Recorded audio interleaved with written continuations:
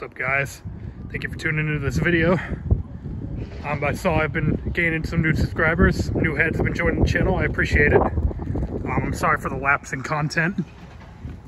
It's just hard for me to find cars to film, and I don't want to keep giving you videos on the same 5 cars.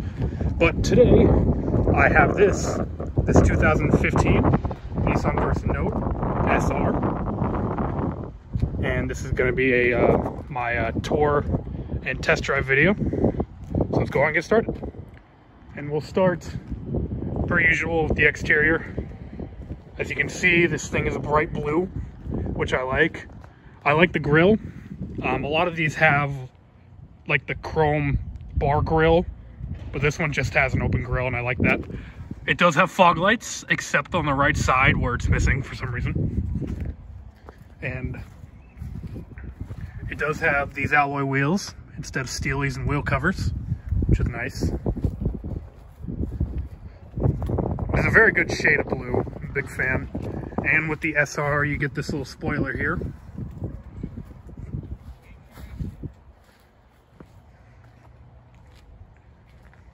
It's a pretty sharp looking thing. I'm a fan. It's a little plastic piece that sticks out, even though it doesn't look like these wheels stick out beyond the fender. I'm sure it serves a purpose. You do have turn signal mirrors. And you also have amber turn signals, which is nice. I don't understand why every car sold doesn't have amber turn signals. But now let's move on to the interior. I stand corrected. The fog light is not missing. It just fell into the bumper for whatever reason. Moving on inside, this generation of the Versa was known for having a crap load of space inside of it, and obviously being a hatchback only adds to that. On the door panel, it's mostly plastic like you'd expect, but there is a carpeted portion here, and then there's more plastic. Got all your usual window switches and things. Power mirror adjustment over there. And these gauges, I like these gauges.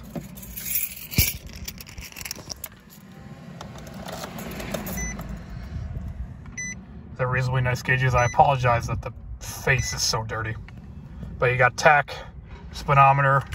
You have a trip meter over on the left.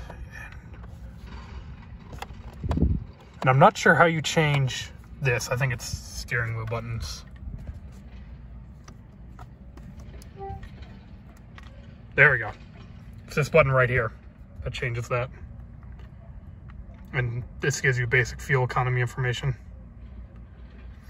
And this car, it does have this aftermarket screen that has Bluetooth and your standard AM FM radio. It also has navigation.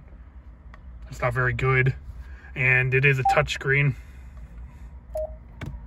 And if you put it in reverse, it also has a backup camera, which works sometimes.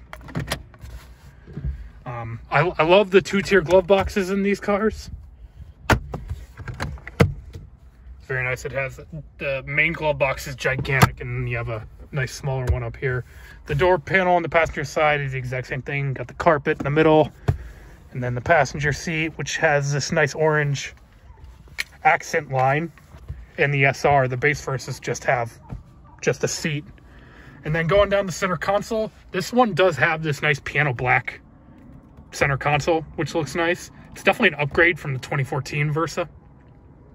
And they retained the very basic 3-button 2-knob and a slider HVAC controls.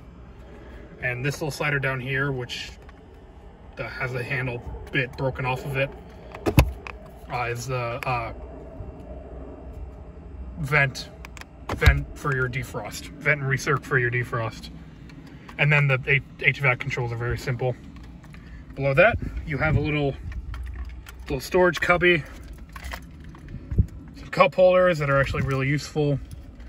The shifter, which the little tongue thing is broken.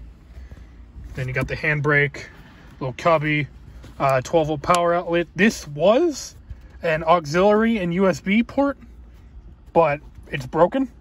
Then you got 2 more cup holders. This thing is full of cup holders. And that's about it for the front. It does have the Nissan Altima Maxima steering wheel, which is nice. And you have your information up here on the left side of the wheel, and then cruise control on the right. And then you got your stocks, completely normal. I've always loved the way that Nissan turn signal and wiper stocks feel. I know that's odd, but I just like it. Now let's move on to the back. Moving on to the back seat. The back seat is where all the space is. There's a nice wide door opening. The back doors are exactly the same as the front doors. You can see there's a lot of junk. This car belongs to my brother, and he said that he wanted to clean it before I filmed it, and I told him, no, I want to film it as it exists in real life. But there is a large amount of space back here. The seat's all the way back. I have a couple inches of knee room, a couple inches of headroom. You do have a nice armrest with cup holders in it. This thing is full of cup holders. There's 8 cup holders for 5 people in this thing, which is nuts. And something I didn't expect, both seats have map pockets, which is surprising in a super cheap car like this. And the back seats do fold.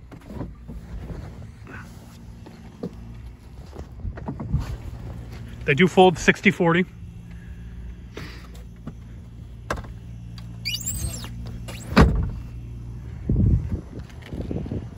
Now we shall move on to the trunk.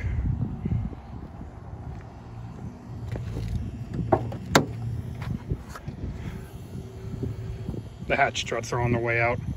The trunk is reasonably sizable. You can definitely fit some stuff back here. Definitely fit my bowling balls, that's for sure. And the cargo floor is multi-purpose. You can move it up on these little rails here. Not bad.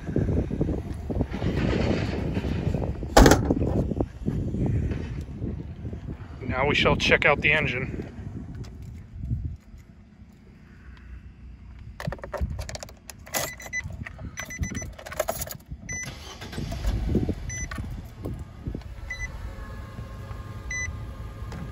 Oh, that's fuel door. God damn it.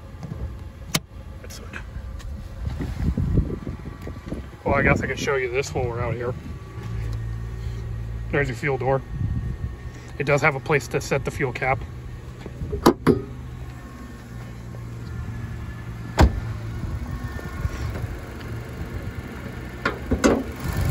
And under here, there's a very familiar power plant. This is the 1.6 liter dual overhead cam 4-cylinder. It does have, I did look up the designation a long time ago, but I don't remember. And I believe it makes 109 horsepower and a similar figure for torque. It's definitely not a powerhouse, but it's reliable and it is adequate. These things don't have many problems and they're easy to work on. Good motor.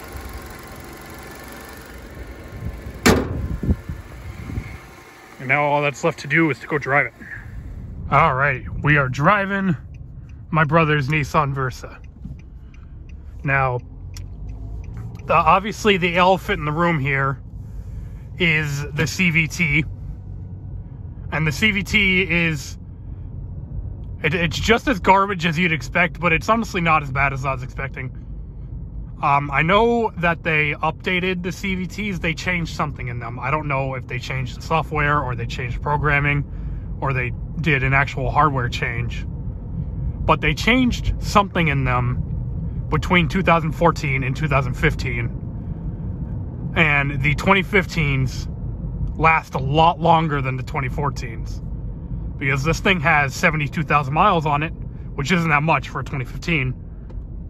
And it's still on the original transmission. And the only reason I bring that up is because one of my coworkers at the pizza place has a 2014 Nissan Versa.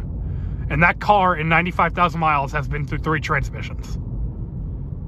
And you know, you could chalk some of that up to driver error, but a good transmission will survive a lousy driver. And this is honestly not that terrible, and I'm glad it's holding up.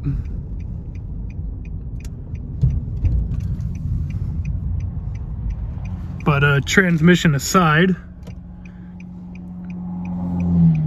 other things to talk about in this car.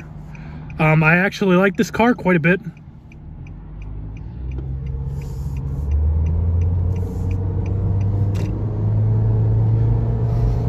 I enjoy this car. I enjoy driving it. You know, the engine, you wouldn't expect it to be as gutsy as it is, especially when you hear the power figures, 109 horsepower and I believe 107 foot-pounds of torque. But it's pretty adequate. You can definitely pull out into traffic with confidence in it. And the CVT definitely does help with that. I would still rather have a stick shift though. But the engine is good. I do like this motor. If you're gonna buy a Nissan, I recommend buying one with this motor. And if you're gonna buy a Nissan, I recommend buying a Versa. I think the Versa is a good, cheap car. It definitely feels like they put the money where it matters. Yeah, there's a crap load of plastic in the interior. But for a car that was $10,000 brand new, I mean, not this one.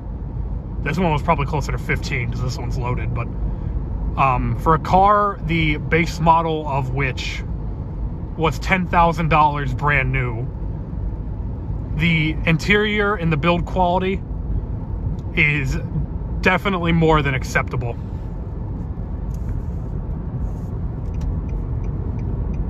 And I said it before, but I love the way that Nissan turn signal and wiper stocks feel.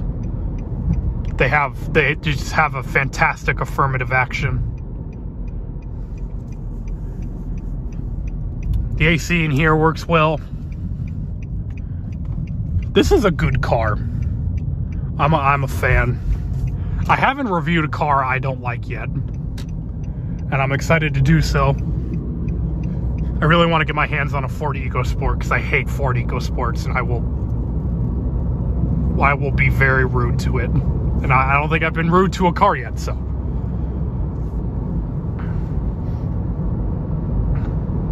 Road noise, wind noise is actually pretty good.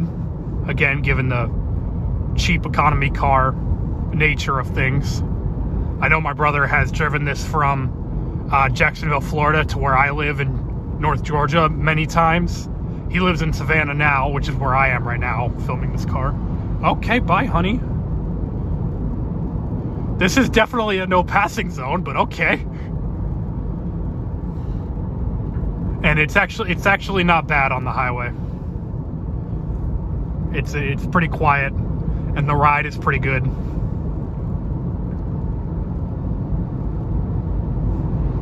I like it. The steering and handling, there's little body roll. The steering is pretty direct. Yeah. It is pretty numb. It does not have that much feel. But the other benefits of it make up for it. Visibility is excellent out of this thing. It's a fishbowl. You can see everything. Now, a lot of people would see it as a drawback, and then they'd buy it, and then put ridiculous tint in it. But I like the fishbowl. I do most of my driving at night anyway, so fishbowl is good for me.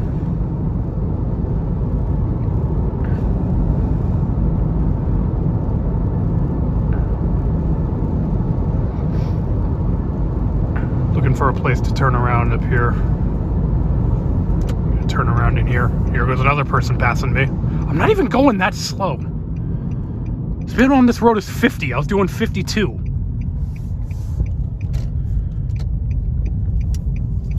Hello, random people. I'm using your driveway real quick.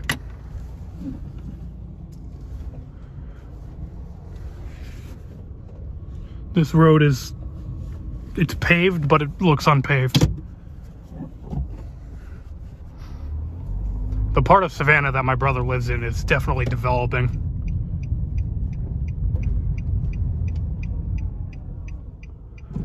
All right. All right, now we're getting on the road here. I can floor it, foot hard down. it pulls. It's really not bad. And the CVT acts like a CVT. It doesn't fake shift. That's really not bad. It's definitely faster than my Accord. I like it. Of course, I like everything, so I have a hard time finding fault with cars.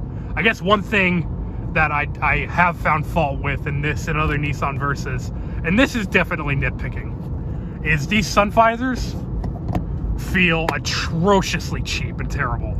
They feel like they're hollow. They feel like they're made out of a chintzy, horrible plastic.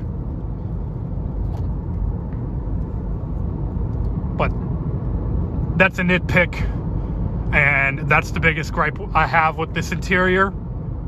So I think that's pretty good. And with that, I don't have anything more to say. I don't want to keep this running too long. So that's going to do it for this video. I appreciate you guys tuning in. I appreciate all the subscribers. I'm going to do my best to get more videos out for you, but it's difficult, especially when the cars that you want to film just ghost you the day of. But it is what it is. And I will see you guys in the next video. Take care.